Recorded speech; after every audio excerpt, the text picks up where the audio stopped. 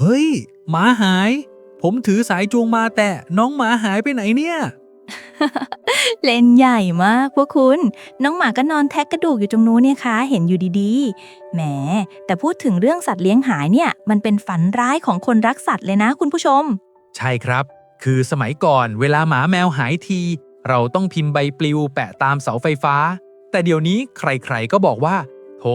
ใช้ปลอกคอ GPS สิแค่เปิดแอปในมือถือก็รู้เลยว่าลูกๆเราแอบไปมุดอยู่ซอกไหน แต่ความพีคคืออะไรรู้ไหมคะ ช่วงหลังๆมาเนี้ยมันมีโฆษณาพวกปลอกคอ GPS ติดตามสัตว์แบบไม่ต้องใส่ซิมการ์ดเดี๋ยวนะ ไม่ใส่ซิมแล้วมันส่งพิกัดเข้ามือถือเราได้ยังไงอะมันใช้โทรจิตเหรอหรือใช้เวทมนต์อะไรกัน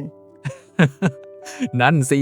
แล้วก็ไม่ได้มีแค่นี้นะครับ ในสเกลระดับฟาร์มใหญ่ๆ ตอนเนี้ยเขามีเทคโนโลยีรั้วล่องหนที่ใช้ต้อนวัวได้โดยไม่ต้องขึงลวดหนามสักเส้น แถมยังมี AI ที่คอยสแกนและไล่สัตว์ป่าไม่ให้เข้ามากินพืชผลเกษตรแบบเรียลไทม์อีกต่างหาก โหฟังดูเหมือนหลุดมาจากหนังไซไฟเลยอะวันนี้ Zero to Know จะพาคุณผู้ชมไปเจาะลึกเบื้องหลังเทคโนโลยีเหล่านี้กันค่ะ ว่าไอ้ปลอกคอไร้ซิมมันทำงานยังไง แล้ว AI รั้วล่องหนเนี่ยมันเปลี่ยนวงการปศุสัตว์ไปขนาดไหน เตรียมตัวให้พร้อมแล้วไปหาคำตอบกันเลยค่ะ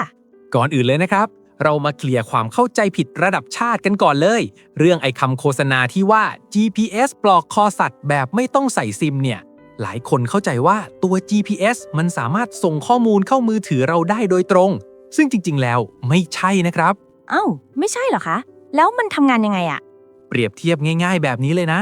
ระบบ GPS หรือ GNSS เนี่ยหน้าที่ของมันมีแค่อย่างเดียวเลยครับ คือรับสัญญาณจากดาวเทียมที่ลอยอยู่บนฟ้า เพื่อคำนวณว่าตอนเนี้ยตัวมันเองยืนอยู่ตรงพิกัดไหนบนโลก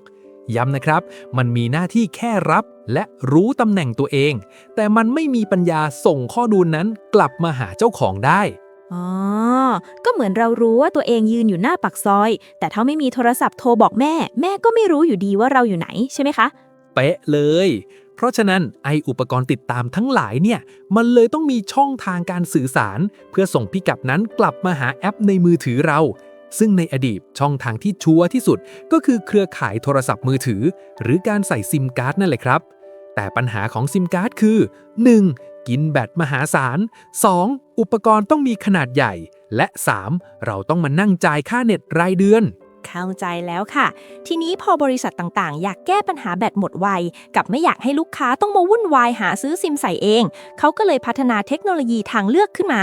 จากข้อมูลที่เราไปค้นคว้ามาเชิงลึกเลยนะคุณผู้ชม ในตลาดตอนเนี้ยไอ้คำว่าไร้ซิมมันแบ่งออกเป็น 3 แก๊งใหญ่ๆค่ะ แก๊งแรกคือพวกเนียนไร้ซิมหรือ Hidden SIM ค่ะ แก๊งนี้จริงๆ แล้วใช้เครือข่ายมือถือนั่นแหละ แต่เป็นเทคโนโลยี IoT เฉพาะทางอย่าง NB-IoT หรือ LTE-M ซึ่งผู้ผลิตจะฝังชิปสื่อสารมาจากโรงงานเลย คล้ายๆ eSIM คุณเปิดกล่องมาใช้งานได้เลยไม่ต้องแกะเครื่องยัดแผ่นซิมพลาสติกให้ยุ่งยาก แบบเนี้ยแบตจะอึดกว่าเดิมเยอะมากเลยค่ะ ส่วนแก๊งที่ 2 อันนี้ไร้ซิมแบบของแท้ 100% เลยครับ เรียกว่าระบบ Crowdsource Bluetooth Tracking พวก Apple AirTag หรือ Samsung SmartThings นั่นแหละ เทคโนโลยีนี้เจ๋งมากนะ มันใช้หลักการพึ่งพาคนแปลกหน้าครับ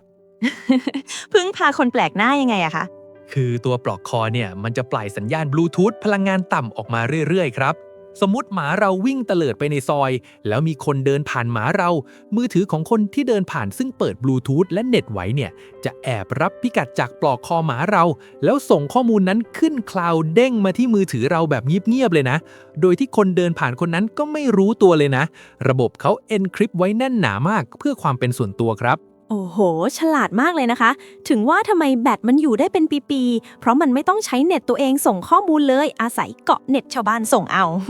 ใช่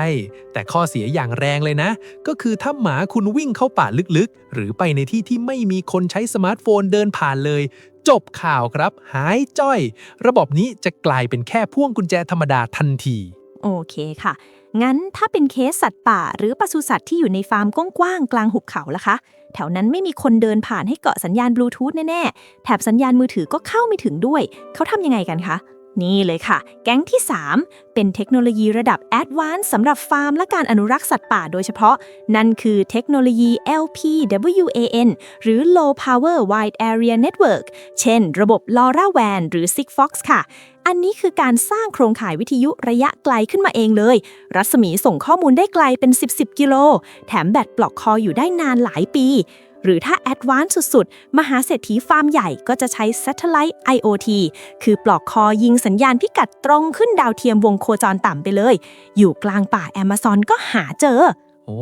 ฟังแค่นี้ก็รู้สึกว่าเทคโนโลยีมันไปไกลมากแล้วนะ แต่มันยังไม่สุดแค่นี้นะครับ คุณผู้ชม ลองนึกภาพตามนะ สมมุติคุณมีวัวอยู่ 1,000 ตัวในทุ่งหญ้ากว้างๆคุณจะทำรั้วล้อมพื้นที่เป็นพันๆไร่ยังไงไหว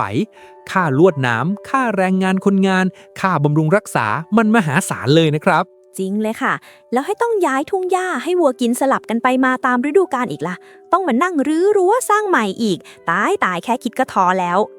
เพราะงานยุคนี้เขาเลยมีสิ่งที่เรียกว่ารั้วล่องหนหรือ virtual fence ครับ เทคโนโลยีนี้พลิกโฉมวงการปศุสัตว์ precision livestock farming ไปเลย หลักการคือใส่ปลอกคออัจฉริยะให้วัวทุกตัว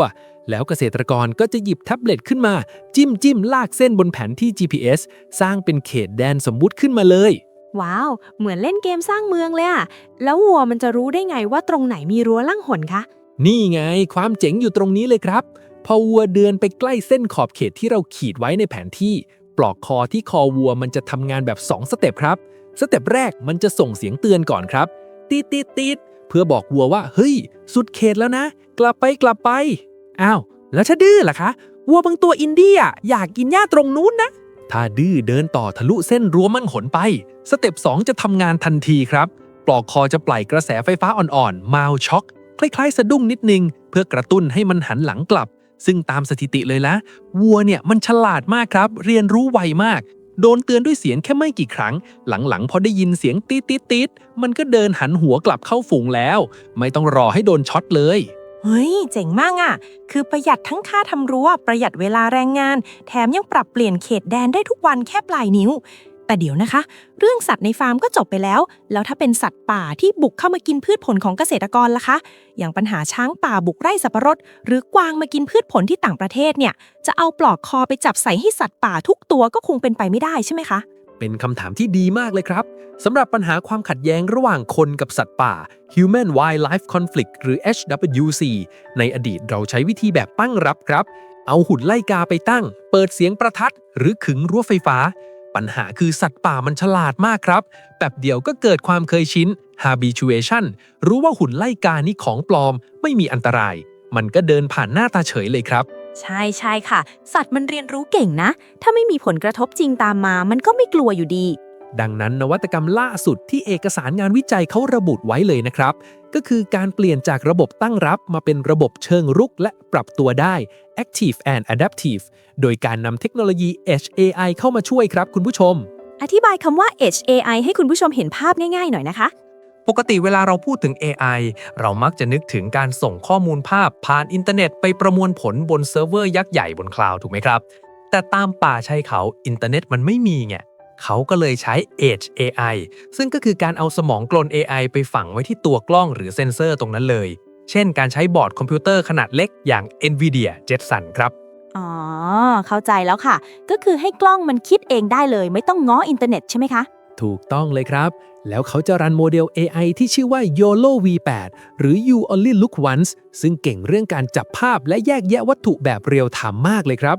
พอมีสัตว์เดินเข้าใกล้เขตไร่ปุ๊บ กล้องจับภาพปั๊บ AI ตัวนี้ประมวลผลเสร็จภายในแค่ 0.5 ถึง 2 วินาทีเท่านั้น มันจะรู้ทันทีว่านี่คือหมา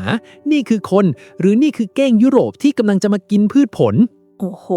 เร็วมากเลยนะคะ แล้วพอ AI มันรู้ว่าเป็นสัตว์ป่ากำลังจะบุกเข้ามา มันทำยังไงต่อคะ มันจะสั่งการให้ระบบขับไล่ทำงานทันทีครับ แต่ความเจ๋งคือมันไม่ได้ส่งเสียงตุ้มต้ามมั่วซั่วแบบตั้งเวลานะ มันจะเปิดแสงไฟแฟลชหรือเสียงไล่เฉพาะตอนที่สัตว์ตัวนั้นเดินเข้ามาจริงๆ เท่านั้น ทำให้สัตว์ไม่ทำตั้งตัว และไม่เกิดความเคยชินได้ง่าย จากการทดสอบในพื้นที่จริง ระบบนี้สามารถลดความเสียหายจากสัตว์ป่าได้ถึง 95% เลยนะครับ 95% ถือว่าเยอะมากๆนะคะ แล้วเรื่องต้นทุนล่ะคะ ฟังดูมีทั้ง AI มีทั้งกล้อง มันจะแพงกว่าการทำรั้วไฟฟ้าปกติไหมคะ ถ้าดูตัวเลขการลงทุนตอนแรกสุดเลย ระบบ AI Node อาจจะดูแพงกว่าครับ จากข้อมูลอ้างอิง ระบบอัตโนมัติแบบ AI ลงทุนเริ่มต้นประมาณ 7,500 หน่วย เทียบกับรั้วไฟฟ้าที่ 3,370 หน่วย แต่ถ้าหารออกมาเป็นค่าใช้จ่ายรายวัน รวมถึงค่าแรงที่ต้องส่งคนไปเดินตรวจซ่อมรั้ว หรือจ้างคนมาเฝ้ากะดึกแล้วเนี่ย ระบบ AI มีค่าใช้จ่ายรายวันแค่ 63 หน่วยเท่านั้น ในขณะที่รั้วไฟฟ้ากินค่าใช้จ่ายแฝงไปถึงวันละ 1,300 หน่วย